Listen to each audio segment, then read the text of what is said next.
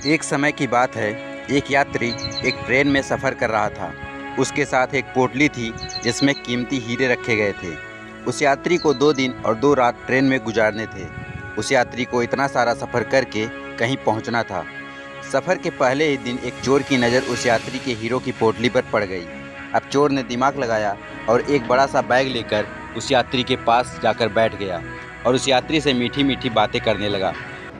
चोर ने सोचा कि रात में जब सब सो जाएंगे तब मैं चुपके से उठकर हीरे को चुरा लूँगा। ये सब सोचकर वो चोर बहुत खुश होने लगा। जब शाम का वक्त हुआ, 6 या 7 बज रहे थे, तब चोर सो गया क्योंकि उसे रात में जागना था और हीरे चुराने थे, इसलिए ही वो जल्दी से सो जाता है।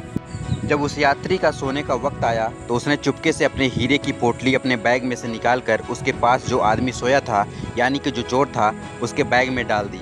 यह सब करने के बाद वह यात्री आराम से सो गया।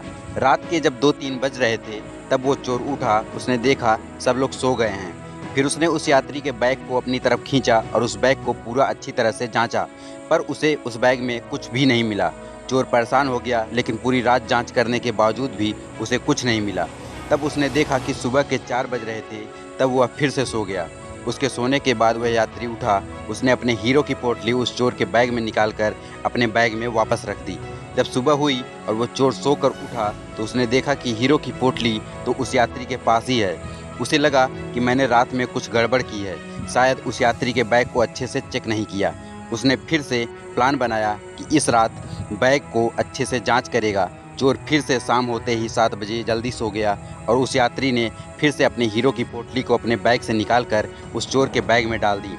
चोर रात में फिर से उठा, उस यात्री के बैग को खींचा, फिर से ढूंढने लगा, लेकिन इस बार भी चोर को हीरे नहीं मिले। वह परेशान होकर फिर से सो गया। वह यात्री सुबह के 5 बजे उठा, अपने हीरो की पोटली को चोर की बैग से निकालकर अपने बैग में वापस डाल दिया।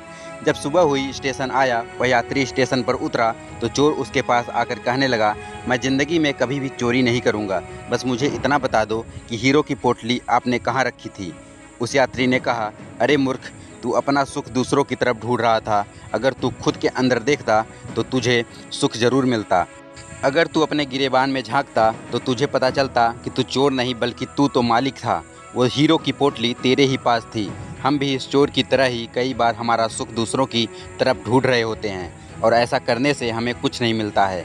अगर हम दूसरों की तरफ देखने के बजाय अपने खुद के अंदर झांकें तो हमें कभी किसी भी चीज़ की कमी महसूस नहीं होगी। तो दोस्तों, यह कहानी आप लोगों को कैसी लगी हमें कमेंट करके जरूर बताएं और भी ऐसे रोचक कहानियों के लिए हमारे चैनल को जरूर सब्सक्राइब कर लें। धन्यवाद।